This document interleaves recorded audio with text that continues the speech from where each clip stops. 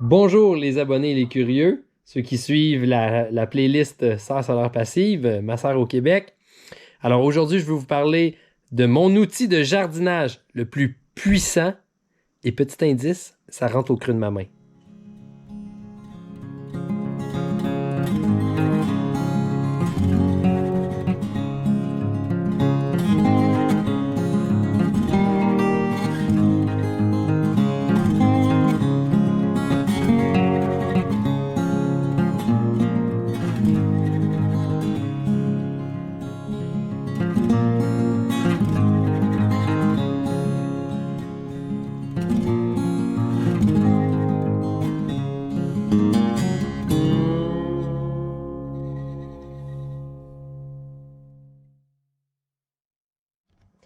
Vous avez été plusieurs à suivre mon vidéo où est-ce que je présentais mon petit robot, mon automate que j'ai fait avec Arduino. Depuis cette vidéo-là, qui a été faite comme un mercredi, le dimanche suivant,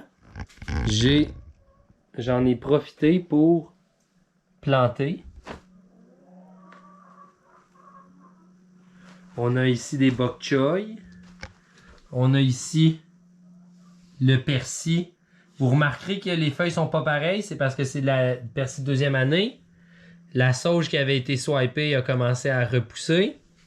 On voit ici le romarin. On voit si on est très habile avec les yeux à les reconnaître. On les voit mieux ici. Les bourgeons sur mon figuier qui finalement semble pas avoir particulièrement bien passé l'hiver. Je ferai une vidéo par rapport à ça plus tard dans l'année. On a les échalotes qui grandissent. Le kale qui est en train de ressortir. Il va être en train d'entamer sa deuxième année. Puis, tout autour, on a planté des épinards. Donc, on a fait une première plantation, mis le système d'arrosage et, honnêtement, en une semaine, ça l'a vraiment bien poussé.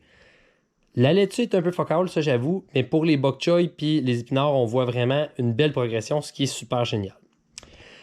Mais justement, dimanche passé, maintenant que j'ai fait la petite progression, je me disais avant de planter, je devrais-tu installer mon système d'arrosoir goutte à goutte avec de l'eau tout le temps? Ou encore, je me disais, est-ce qu'on commence à être plus proche ou moins proche de planter mes tomates, par exemple? Faut comprendre que je suis pas nouveau dans le jardinage, mais je suis nouveau dans le jardinage dans une serre, par exemple, avec un robot. Alors, c'est pour ça que ici, mon robot me donne mes registres de température, mais en même temps, il donne au moment où est-ce que je le fais. Il va me donner mon registre, mais est-ce qu'il garde en mémoire? En fait, j'aurais pu faire en sorte qu'il ne gardait pas en mémoire, mais je passais très rapidement dans mon autre vidéo. Mais ici, on voit qu'on a une carte SD qui a été initialisée et qui est connectée avec mon Arduino. Ce qui fait en sorte que les sensors donnent la température.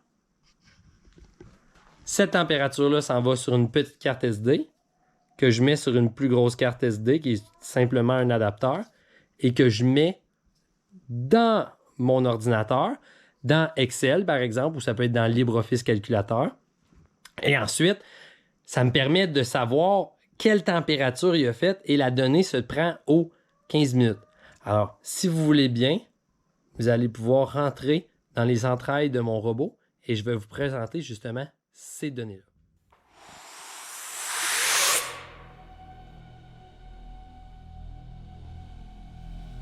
Hey, aïe aïe, man. On est où? Je me sens comme fucking pas bien, là. Relax, t'es dans mon ordinateur, là. Je vais te présenter des petites données, là. Hey, t'es qui, toi? Mais ça commence normalement à être fucké, cette vidéo-là. Je sais pas, c'est une chaîne de permaculture. Inquiète-toi pas, la transition achève. Tu vas bientôt pouvoir entrer en moi.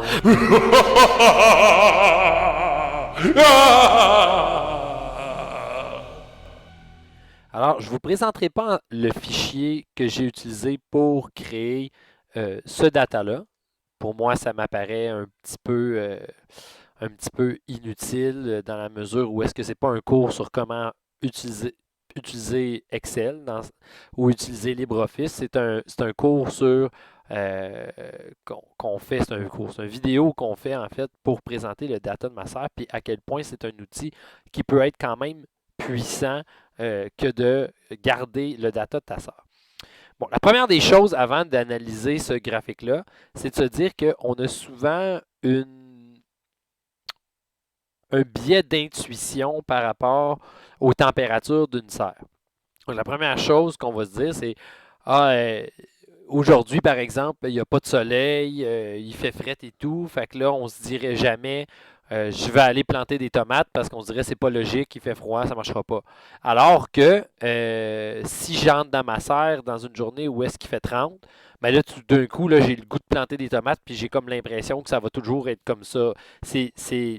Même si c'est peut-être pas logique, c'est quand même comme ça que je le perçois. J'ai l'impression que on n'est pas tout le temps super cohérent. Hein. Quand il mouille l'été, on dirait il fait juste mouiller, coudon, il n'y aura jamais de soleil. Puis quand il y a trop de soleil, on se dit coudon, quand est-ce qu'il va y avoir la pluie? Mais on a de la difficulté à se projeter dans les saisons et c'est normal. Donc, ce que je vais faire avec ce data-là, c'est de vous présenter les températures qui ont été ressenties, qui ont été recensées en fait dans ma serre selon différentes dates. Puis j'utilise ça pour m'aider à prendre des décisions par rapport aux prochaines actions que je vais faire dans ma serre. Mais en même temps, je vais garder tout ce data-là et là, je vais pouvoir le coupler d'année en année pour voir est-ce que la température semble s'améliorer dans ma serre d'une année à l'autre, par exemple, en raison des différentes modifications que je pourrais y apporter. Ça serait un exemple de choses qu'on pourrait faire. Mais ce qui est aussi important au niveau de ce data-là, c'est, je le dis souvent, c'est malheureux, mais la plupart du temps, si tu marques sur YouTube serre solaire passive Québec, serre permaculture, peu importe la recherche que tu vas utiliser, c'est toujours des journées où il fait beau puis qu'il fait chaud qu'on va vous présenter une serre. Et j'ai l'impression que ça ne donne pas la vraie réalité de qu'est-ce que c'est une serre. Par exemple, sur Serre solaire passive Québec, il y avait une fille qui s'était questionnée à est-ce que je devrais faire des germinations dans une serre? Bon, il y a eu une liste de réponses qui ont été dites, mais on a l'impression qu'une serre, ça accumule la chaleur, puis c'est une façon d'avoir de l'énergie gratuite, par exemple. La première chose qu'on doit savoir, c'est que dans le monde physique, l'énergie gratuite, ça n'existe pas. Chaque chose a ses avantages et ses inconvénients, et c'est ce qu'on va explorer en ce moment. Dans un des vidéos que j'ai faites par rapport aux serres, j'ai rappelé que avoir une serre, c'était essentiellement l'équivalent d'avoir un char dehors dans un parking. Alors, les fenêtres du char font en sorte que quand il fait un gros soleil, on peut crever de chaud dans un char, littéralement crever de chaud dans un char. Mais à la limite, à la minute que le soleil part, là, tout d'un coup, c'est vraiment comme ça devient fret assez rapidement. Donc, sur ce, regardons les températures du 19 au 28 février. Alors, ce qu'on peut voir d'ores et déjà, c'est l'effet du soleil. Hein, on voit ici, ça commence à minuit, donc pendant la nuit. Ici, on voit que c'est une journée plus tard, puis ici, on voit, juste pour bien expliquer, que c'est 2 journées plus tard. Donc ici, on est à minuit 2 jours plus tard, à minuit 2 jours plus tard, etc., etc. Parce qu'évidemment, dans la serre, il y a bien ce qui se passe dans la journée, mais il y a ce qui se passe la nuit. Et ça, on n'y a pas accès trop à ça. Donc, avec justement le fait de loguer ces données, ça permet de le voir.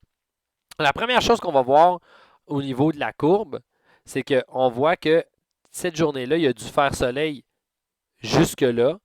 Ensuite, il y a un petit nuage. C'est vraiment ça, là, parce que ça se prend aux 15 minutes. Il y a un petit nuage. Le nuage passe, ça remonte. Ça dure un certain temps. Puis après ça, le soleil est tombé. Et là, on descend comme ça jusque pendant la nuit. OK? On voit ici que cette nuit-là, dans le plus bas de la nuit, il a fait à peu près moins 3, moins 3,5, quelque chose dans le genre. Le lendemain, il y a du soleil probablement assez tôt. On frappe une bonne température. Et là, peut-être qu'on peut suspecter qu'il est à peu près 11 heures. Les nuages se couvrent. On va redescendre jusqu'à minuit. Hein, parce qu'on voit qu'entre là et minuit, il s'est passé pas mal de temps. Donc, ça veut dire que ici, si ça c'est minuit, ça c'est pas mal le pic de la journée, puis ça a déjà commencé à descendre. On a une autre gelée. Ça, c'est intéressant, hein? La nature se transforme en fonction des gelées. Fait que ça me permet de recenser les journées que j'ai eu des gelées. On remonte encore l'autre journée, il fait chaud. Et là, qu'est-ce que je voulais vous montrer? Regardez ici, on a descendu. Ça, c'est minuit à peu près le 23 février. Et ça, c'est minuit le 24 février. Ce que vous remarquez, si vous avez l'œil, c'est que on a un peu dépassé le point de congélation sans plus. Alors, qu'est-ce qu'on peut déduire de la journée du 23 février? C'est que le 23 février, il n'y a pas eu de soleil. Donc, on a ici une journée où il n'y a pas de soleil et on voit qu'est-ce que ça donne comme situation. Par ailleurs, je vous présente ici, ça c'est selon Environnement Canada, la température maximale qu'il a faite pendant la journée. On peut supposer que c'est à peu près à l'heure du dîner. Donc, il a fait 4 au niveau de la température maximale le 20 février et la température minimale qu'il a faite pendant la nuit, ça a été de -5. Alors, ce qu'on voit, c'est que probablement qu'à l'optimum de la journée, moi, j'étais en haut de 15 alors qu'il faisait 4. Puis au moment le plus bas de la journée, probablement qui est ici, dans le fond, si on compte que ça compte pour cette journée-là, dans le fond, ce qu'on voit, c'est que j'étais tombé à 0 quand il faisait peut-être -7. Donc, on voit que la température extérieure a quand même influencé, mais on voit que la serre il a toujours été plus chaud dans la serre que dehors. Ça, c'est déjà une bonne nouvelle.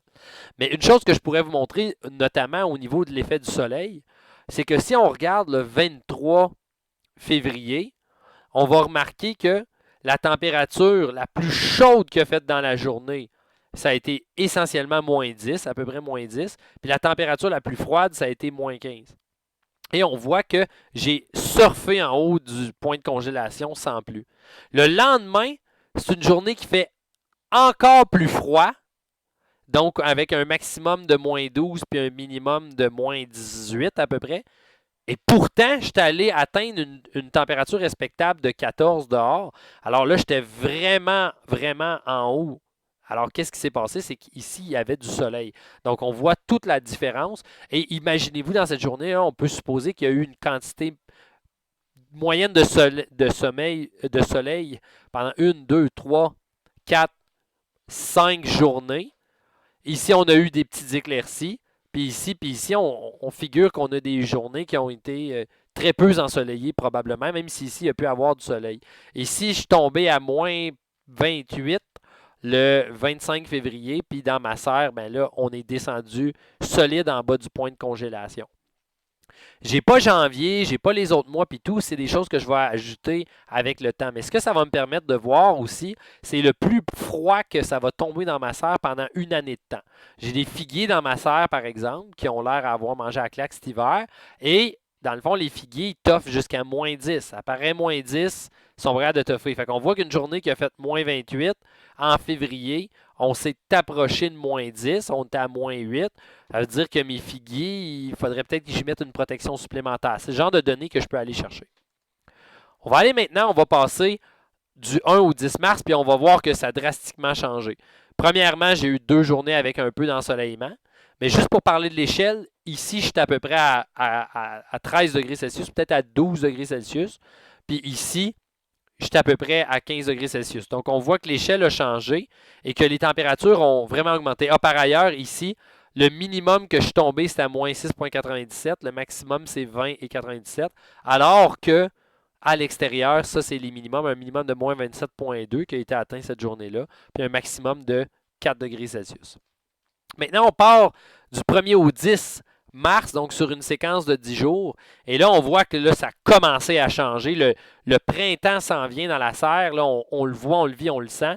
J'ai frappé un maximum de 28,12. On se rappelle que j'ai des systèmes qui me permettent d'éviter que ça monte trop haut. Et on peut supposer assez facilement que les systèmes ont été actifs.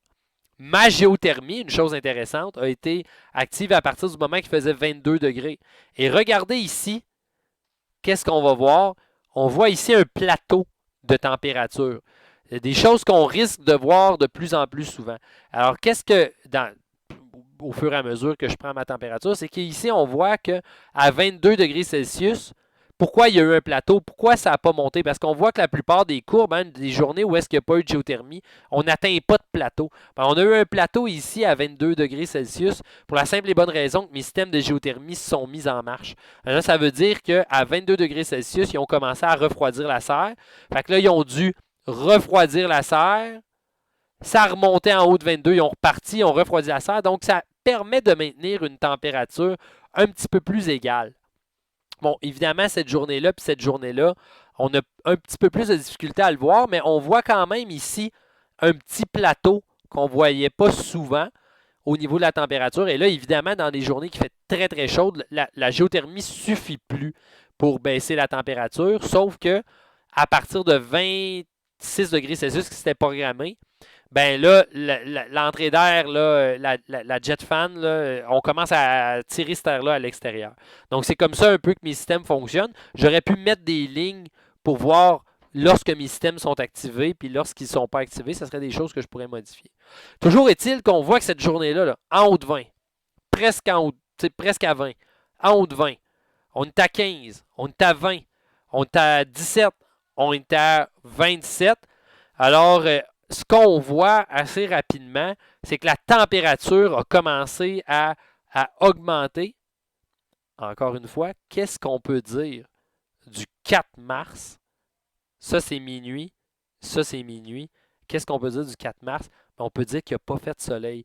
Et là, on voit que le 4 mars, on ne s'est même pas rendu à 5 degrés Celsius. Puis qu'il n'y a presque pas de décalage entre la nuit et le jour. Donc là, on voit clairement au niveau du 4 mars que ça n'a pas particulièrement été glorieux dans la serre. On voit ici qu'il y a eu un petit peu de soleil, pas tant que ça, pas beaucoup de soleil. Et dernière chose qu'on veut regarder, les gelées. Donc, on voit ici que le 3 mars, pendant la nuit, j'ai frappé une gelée qui est descendue, par exemple, à moins 1,94, donc moins 2 degrés Celsius. Donc, ça a été une plus courte gelée. Puis avec les données que j'ai, je pourrais même dire le nombre d'heures de gelée qu'il y a eu. Parce que peut-être que geler un peu, c'est quand même pas si pire. Je rappelle qu'à ce moment-là, je n'avais rien dans ma serre. J'étais encore en train de loguer de la température.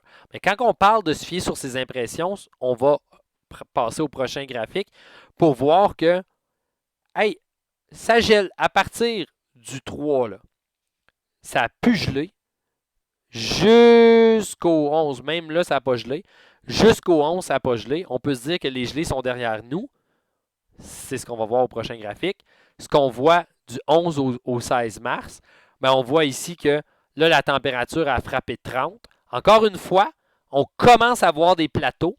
Donc, on voit ici que les systèmes ont dû s'activer. C'est presque rien. C'est comme rien. Ils ont dû s'activer. Ici, ils ont dû s'activer. Ici, je pense que la raison, c'est que j'ai perdu des données parce que, ça c'est une autre information qui est importante de savoir, c'est que quand le Arduino s'éteint, pour X raison, puis que moi je ne le repars pas, puis je suis en train de travailler pour éviter que ça se fasse d'ailleurs, ben je me retrouve à pouvoir perdre des données. C'est ce qui fait qu'on a une belle ligne droite parfaite dans ce graphique-là. Et peut-être qu'ici aussi, on se retrouve à avoir une ligne droite parfaite dans la mesure où est-ce que si je n'avais pas de données en là puis là, il va recouper les données puis en faire une parfaite. Bon, ça ne change pas grand-chose. Je vais quand même récolter ce que je voulais. Là, on voit qu'on a frappé 30 en haut de 25. Les températures sont plus calientes. On a frappé 30 une autre fois dans le mois avec des petits plateaux quand les systèmes sont activés. Puis, qu'est-ce qu'on voit ici? C'est que là, j'étais en haut de 14, 15. Il n'y a pas eu de gelée. On commence à jaser. Je voulais faire des blocs de 10 jours, sauf que quand j'ai logué mes données, j'ai oublié de mettre un Enter dans ma commande de mon code. Puis j'ai pas eu le temps de vérifier. Puis quand je l'ai regardé, c'était juste un pain de données. Puis sans faire exprès, j'en ai effacé. Ça, c'est vraiment dommage, là. Et finalement, on va terminer avec le 19 au 31 mars. Alors, qu'est-ce qu'on va remarquer? Alors que les températures semblaient clairement s'améliorer et monter, c'est ce qu'on voit. La température extérieure a probablement augmenté. D'ailleurs, ce que je peux vous dire, c'est que j'arrive plus à vous donner la température extérieure pour l'instant, puis je ne ferai pas ça tous les mois. Je vais le faire quelques fois quand même pour faire peut-être des retours. Mais c'est simplement parce que je vais avoir accès à la température de mars uniquement quand je vais être rendu en avril. Donc, on pourra peut-être faire un recap à ce moment-là, mais je pense que l'essentiel, de ce que je veux vous montrer, de la puissance d'un outil comme les cartes SD puis la récolte de data. Hein, c'est surtout pour vous montrer qu'est-ce qui se mobilise dans la serre, qu'est-ce que ça fait, quel genre d'informations on peut prendre. Fait qu'en ce moment, on a plus ou moins besoin de ça. Mais à terme, c'est des choses que moi, je vais garder comme information très certainement. Alors, on voyait que on avait eu 1, 2, 3, 4, 5, immense, 6, 7 gelées entre le 19 au 28 février. Donc, au niveau de commencer à cultiver des choses, c'est quand même peut-être pas le bon mois. Ensuite, on voit que ça a augmenté. On retrouve ici une bonne gelée, mais sans plus. Les températures augmentent. Les températures augmentent. On se dit c'est fini les gelées. Et pourtant, ce qu'on remarque, c'est que le 19 mars, on a eu encore une gelée jusqu'à -2 d'ailleurs, puis on a une courte gelée ensuite. Donc, les gelées ne sont pas finies, les tomates ne sortiront pas tout de suite. Je vais attendre quand même pas mal plus tard avant de commencer à installer ça dans ma serre. Dernière chose que je voulais dire qui est quand même assez important, c'est que j'ai commencé à planter, c'était un dimanche, donc c'est à voir, mais c'est dans cette semaine-là. J'ai commencé à planter comme on a vu dans la serre, ce qui veut dire que ce que j'ai planté dans la serre a vécu 2 gelées et on voit que ça n'a pas affecté la verdure. Hein, on voit que les plantes sont restées très vertes. Donc, c'est parce que j'ai planté des choses qui résistaient bien au froid. La salade a plus mangé à claque, mais pour le reste, la coriandre, le bok choy, le kale que j'ai, bon, les différents légumes que j'ai plantés résistent assez bien au froid. Donc, ça me permet de savoir ça. Dernière des choses, je vais planter des pawpaws en graines dans la serre. On m'a dit, tu as besoin d'y donner de la chaleur, tu as besoin de donner au moins 22. Mais là, ce qu'on voit en ce moment, c'est que j'atteins ces températures-là. Donc, ça devrait aider la germination des pawpaws. Donc, c'est tout le genre d'informations qu'on est capable d'aller chercher avec ça. Et en gardant l'information, on peut pas, je suis un prof de maths, hein, on ne peut pas sortir le prof de maths de ça. Peut-être que vous n'allez pas faire ça. Peut-être que vous n'allez pas garder le data, mais au moins de voir ça, je pense que c'est quand même important. Si vous êtes en train de vous planifier une serre puis vous voulez justement répondre à la question, je devrais-tu mettre des tomates le 19 mars? Bien, je pense que vous avez essentiellement votre réponse. Donc voilà, ça conclut cette vidéo. Puis en espérant que vous partagiez, que vous abonnez, puis qu'on prenne le temps d'avoir des discussions là-dessus. Dernière chose que je voulais dire, qui est vraiment important, laissez-moi des commentaires, s'il vous plaît. J'adore discuter avec vous. J'essaie de répondre à 100% des commentaires. Bon, évidemment, si quelqu'un écrit « Super, bravo, beau projet », je vais peut-être pas entamer une longue discussion, mais si vous avez des questionnements, clairement que je vais avoir le goût d'y répondre. Ça va me faire un plaisir fou. Donc, sur ça, passez une belle journée.